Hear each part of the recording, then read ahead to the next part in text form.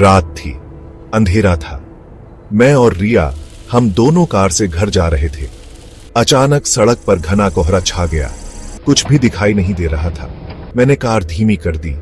आगे बढ़ना मुश्किल हो रहा था। कोहरा और घना होता गया। ऐसा लग रहा था जैसे सफेद चादर में लिपटे जा रहे हो। रिया, कुछ दिख रहा है? मैंने पूछा। रिया डरी हुई थी। नहीं, कुछ नहीं दिख रहा, हमें रुकना चाहिए, उसने कहा। मैंने कार सड़क के किनारे रोक दी। हम दोनों चुपचाप बैठे थे।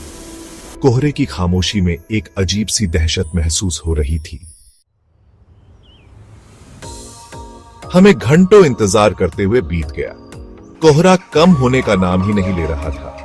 अचानक मुझे कोहरे में कुछ आवाजें सुनाई दी। ये आवाजें किसी के फुसफुसाने जैसी थीं, धीमी और डरावनी। मैंने रिया की तरफ देखा, वो भी आवाजें सुन रही थी। तुमने सुना? मैंने धीरे से पूछा। रिया ने डर के मारे मेरा हाथ थाम लिया। हाँ, ये आवाजें कहां से आ रही हैं? उसने कहा। हम दोनों खिड़की से बाहर देखने लगे। कोहरे में कुछ भी साफ नहीं दिख रहा था, लेकिन आवाजें तेज होती जा रही थीं। अचानक कोहरे में एक परछाई दिखाई दी। वो परछाई धीरे धीरे हमारी कार की तरफ बढ़ रही थी। मैंने अपनी आंखों पर यकीन नहीं किया। एक अजीब सी शक्ल, लंबे हाथ और पैर। वो इंसान नहीं लग रहा था। देखो, मैंने रिया को दिखाते हुए कहा। रिया भी डर के मारे चीख उठी।